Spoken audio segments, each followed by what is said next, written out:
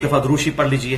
अल्लाहुम्मा सल्ली अला मुहम्मद व अला आलि मुहम्मद कमा सल्लैता अला इब्राहीम व अला आलि इब्राहीम इन्नका हमीदुम मजीद। अल्लाहुम्मा बारिक अला मुहम्मद व अला आलि मुहम्मद कमा बारकता अला इब्राहीम व अला आलि इब्राहीम इन्नका हमीदुम मजीद। हाँ जी, इल्मी पॉइंट नंबर 3 कि बाज लोगों का यह दावा है कि रुकू में जाते वक्त और रुकू से उठते वक्त रफुल यदैन मनसूख हो गया था।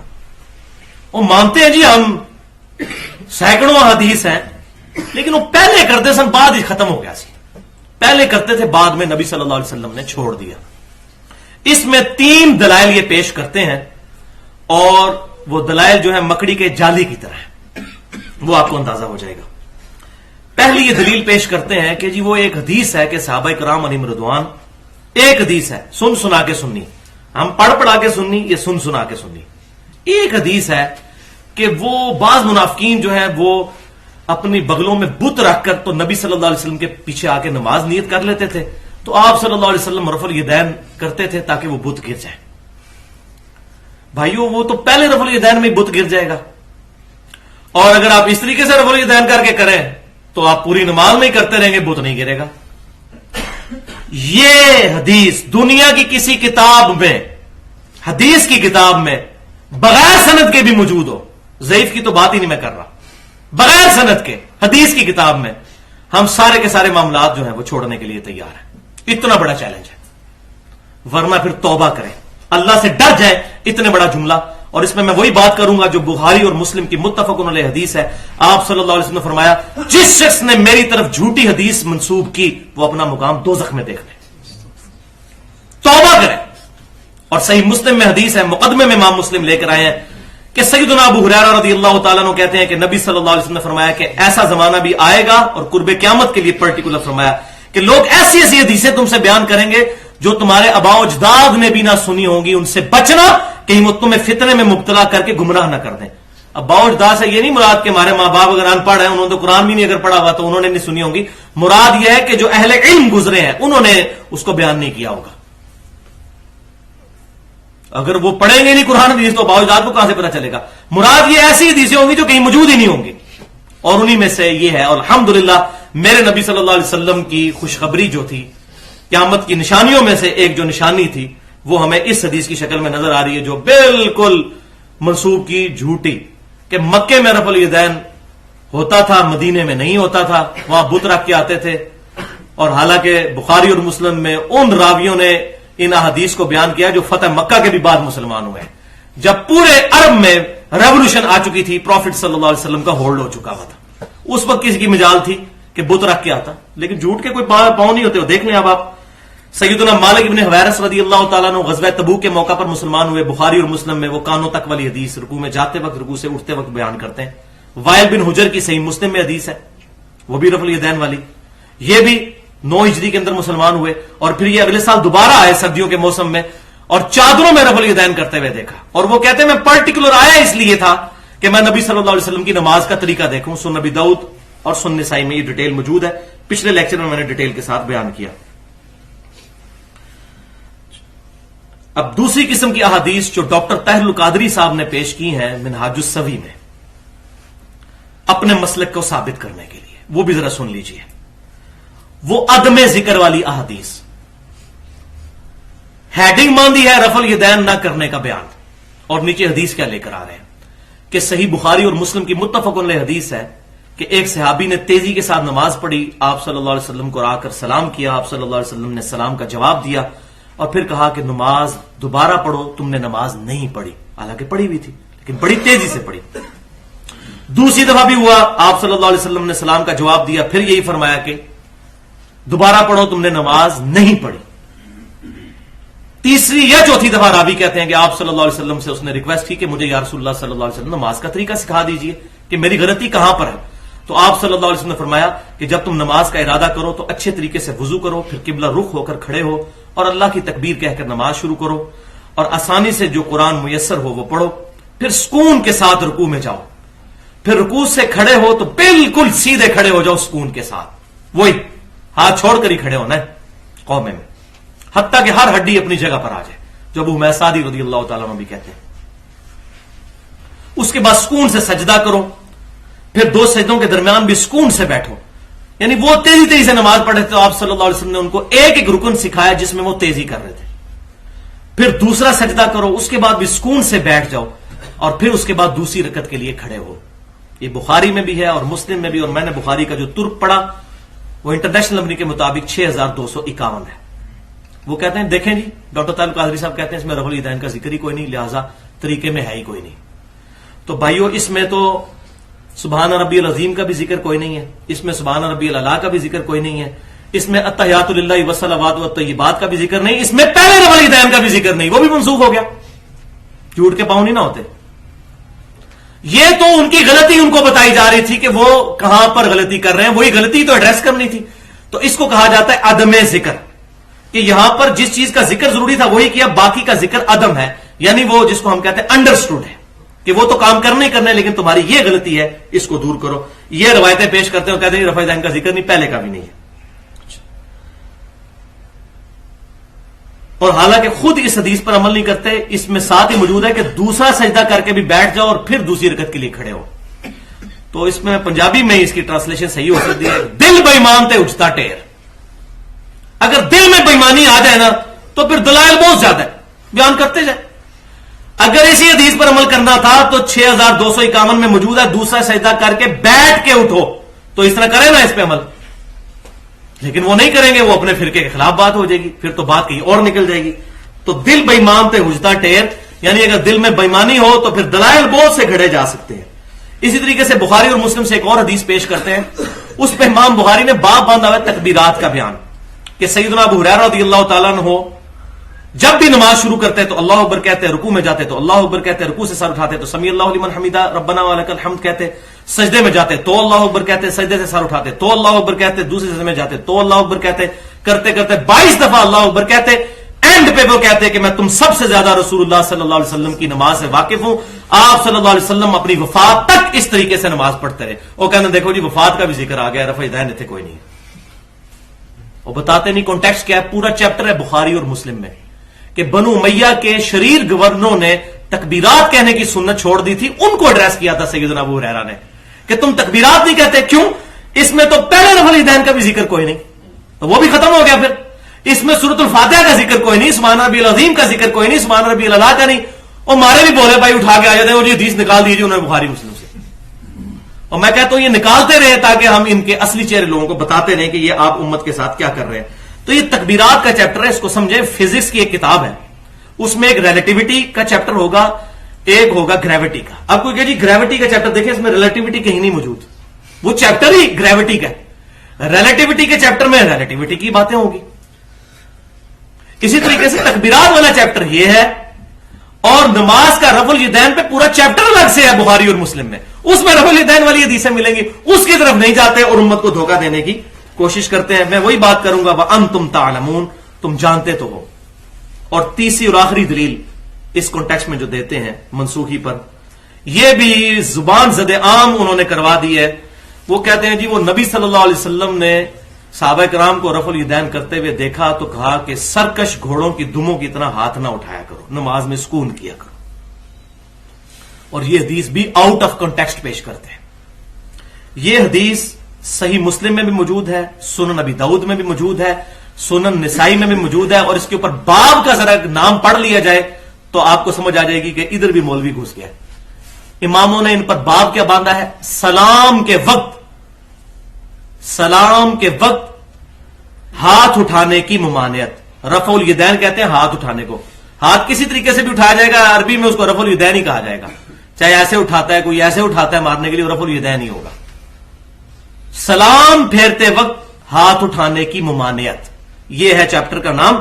اور حدیث کے اندر 4 طرق امام مسلم لے کر آئے ہیں ایک ہی جگہ پر, کہ جابر ابن سمرہ رضی اللہ تعالیٰ عنہ کہتے ہیں کہ جب ہم نبی صلی اللہ علیہ وسلم کے ہمراہ نماز پڑھتے تھے تو جب نماز کا سلام پھیرنے لگتے تھے تو ہم اپنے دائیں اور بائیں سلام پھیرتے ہوئے اپنے بھائی کو ہاتھ سے اشارہ بھی کرتے تھے, السلام علیکم ورحمۃ اللہ, یہ ہاتھ یوں ملاتے تھے یوں. تو آپ صلی اللہ علیہ وسلم نے ہمیں اس سے منع فرمایا. آپ صلی اللہ علیہ وسلم کو کیسے پتا چلا؟ بخاری اور مسلم کی متفق علیہ حدیث ہے کہ آپ صلی اللہ علیہ وسلم فرماتے ہیں کہ اپنی صفوں کو سیدھا رکھا کرو. اللہ کی قسم تمہارا خشوع اور خضوع بھی مجھ پر پوشیدہ نہیں, میں اپنی پیٹھ کے پیچھے بھی دیکھتا ہوں. نبی صلی اللہ علیہ وسلم کا یہ معجزہ تھا کہ آپ کی یہاں پر آنکھ مبارک نہیں تھی, لیکن آپ کو پیٹھ کے پیچھے بھی 360 ڈگری کا ویژن نظر آتا تھا. تو آپ جب نماز پڑھا رہے ہوتے تھے تو صحابہ کرام کو اگر ایسے ایسے کر رہے ہیں تو آپ فرماتے ہیں خشوع خضوع بھی میں دیکھ رہا ہوتا ہوں, کوئی کتنی دلچسپی سے نماز پڑھ رہا ہے, تو آپ کو نظر آ رہا ہوتا تھا. تو وہ کہتے ہیں کہ نبی صلی اللہ علیہ وسلم جب ہم نے یہ کام شروع کیا, ابھی حضور نے تو تعلیم نہیں فرمایا تھا, خود انہوں نے شروع کیا, تو آپ صلی اللہ علیہ وسلم فرمایا کہ تم سرکش گھوڑوں کی دموں کی مانند ہاتھ کے ذریعے اشارہ نہ کرو, تمہارے لیے اتنا ہی کافی ہے کہ ہاتھ زانوں پر رکھو, زانوں پر, جس کو ہم عربی میں پٹ کہتے ہیں, اتحیات والی پوزیشن میں ہی ہاتھ رہنے دو, تمہارے لیے اتنا ہی کافی ہے کہ دائیں اور بائیں توجہ کر لیا کرو, اور السلام علیکم ورحمۃ اللہ, السلام علیکم ورحمۃ اللہ جو ہم کرنے کے قائل ہیں. اہل تشیع بھی ہے, میں نے پچھلی دفعہ بتایا تھا, لیکن وہ کہتے ہیں دونوں طریقے ثابت ہے. السلام علیکم ورحمۃ اللہ وہ ایسے کر لیتے ہیں اور بعد میں 3 دفعہ اللہ اکبر کہتے ہیں, وہ ہمارے نزدیک بھی ثابت ہے بلند آواز سے اللہ اکبر, لیکن وہ نماز کا حصہ نہیں ہوتا ان کا, آخر میں 3 دفعہ ایسے کرنا. تو یہ صحابہ کرام کا اپنا اجتہاد تھا, تو جو اجتہاد ٹھیک ہوتا تھا آپ صلی اللہ علیہ وسلم انڈورس کر دیتے تھے, جو اجتہاد غلط ہوتا تھا اس کی منمانعت کر دیتے تھے. بخاری میں حدیث ہے, جب وہ ایک صحابی نے پڑھا حمدن کثیرن طیبا مبارکن فی, آپ نے مہر لگا دی. آپ صلی اللہ علیہ وسلم میں نے 30 سے زیادہ فرشتوں کو دیکھا کہ تمہارا ثواب لکھنے کے لیے آپس میں بالکل لڑ رہے ہیں, اور یہ صحیح مسلم میں بھی روایت موجود ہے, لیکن بعض اوقات نہیں. سنن ابن ماجہ میں صحیح حدیث ہے, ایک صحابی نے سجدہ کیا نبی صلی اللہ علیہ وسلم کو اور کہا یا رسول اللہ میں کوفیوں کے پاس گیا تھا, ہیرا نامی ایک جگہ ہے وہاں پر, یہ نجدیوں سے ہی ساری بدعتیں نکلتی ہیں, وہاں میں نے دیکھا کہ لوگ اپنے سردار کو سجدہ کرتے ہیں, تو میں نے کہا آپ کو بھی سجدہ کرو. یہ قیاس کیا, اجتہاد کیا, اس اجتہاد کو آپ صلی اللہ علیہ وسلم نے انڈورس نہیں کیا, اور آپ صلی اللہ علیہ وسلم فرمایا کہ اپنا سر اٹھاؤ, اگر میں جائز سمجھتا تو بیویوں کو کہتا کہ اپنے خامدوں کو سجدہ کریں, اس حق کے سبب جو اللہ نے ان کو دیا ہے. یہاں آپ صلی اللہ علیہ وسلم نے مور کوئی نہیں لگائی, اور بالکل اس طریقے سے یہاں پر بھی مور نہیں لگائی کہ تم یہ جو ہاتھ ایسے اٹھاتے ہو یوں نہ اٹھاؤ, ہاتھ زانوں پر رہنے دو, صرف توجہ کر لیا کرو. اب آ رہی جناب کڑوی بات, میں یہ چیلنج کرتا ہوں تمام دنیا کے علماء کو کہ میرے محبوب صلی اللہ علیہ وسلم کی کوئی ایک سنت بتائیں جو آپ نے بعد میں چھوڑ دی ہو. کئی ایسی سنتیں ہیں جو آپ نے چھوڑ دی, میں مثالیں بھی 3 دیتا ہوں, اور لیکن آپ نے چھوڑنے کے بعد ان کے بارے میں سخت لفظ استعمال کیے ہو ہی نہیں سکتا, یا حضور خود نہیں وہ کرتے ہوں گے. مثلا جب شراب جائز تھی اس وقت صحابہ پیتے تھے, نبی صلی اللہ علیہ وسلم نے اعلان نبوت سے پہلے نہ بعد میں کبھی کوئی گناہ کبیرہ نہیں کیا, الحمدللہ معصوم ہے, شراب کبھی نہیں پی. قرآن پاک میں ہے یہ رجس من عمل الشیطان, یہ نجس ہے اور عمل شیاطین میں سے. صحابہ کرتے تھے, سخت الفاظ سے منع ہوا. حضور صلی اللہ علیہ وسلم نے کبھی یہ نجس کام اور معاذ اللہ استغفر اللہ شیطان والا کام نہیں کیا. تو بھائیو یہاں جو الفاظ استعمال ہو رہے ہیں, سرکش گھوڑوں کی دمیں, حضور اپنی سنت کو یہ کہہ سکتے ہیں؟ والعیاذ باللہ. میں آپ کو مثالیں دیتا ہوں. بخاری اور مسلم کی متفق علیہ حدیث ہے, آپ صلی اللہ علیہ وسلم نے فرمایا کہ میں نے تمہیں 3 دن تک قربانی کا گوشت رکھنے کی اجازت دی تھی, اور وہ اس لیے کہ اس وقت مسلمان غریب تھے. اب میں تمہیں اجازت دیتا ہوں کہ قربانی کا گوشت سٹور کر سکتے ہو. That's all. کچھ نہیں کہا کہ اس وقت میں نے تمہیں جو یہ کہا تھا تو اب یہ کہہ رہا ہوں, بس دیٹس آل. صحیح مسلم میں حدیث, آپ صلی اللہ علیہ وسلم نے فرمایا میں نے تمہیں قبروں پر جانے سے روک دیا تھا, لیکن اب میں تمہیں اجازت دیتا ہوں کہ تم قبروں پر جاؤ تاکہ آخرت کی یاد آئے. بخاری اور مسلم کی متفق علیہ حدیث ہے, صحابہ کرام کہتے ہیں جب ہم حبشہ سے ہجرت کر کے واپس آئے تو ہم نے آپ صلی اللہ علیہ وسلم کو نماز پڑھتی ہوئی حالت میں پایا, تو آپ کو سلام کیا اور آپ صلی اللہ علیہ وسلم نے سلام کا جواب ہی نہیں دیا, حالانکہ پہلے آپ صلی اللہ علیہ وسلم نماز کے دوران بھی جواب دیتے تھے, اس وقت تک اجازت تھی. تو سلام پھیر کر آپ صلی اللہ علیہ وسلم نے فرمایا کہ نماز مشغولیت والا کام ہے, اس لیے میں نے تمہیں بعد میں دیا. تو صحابہ سمجھ گئے کہ یہ بھی منسوخ ہو گیا.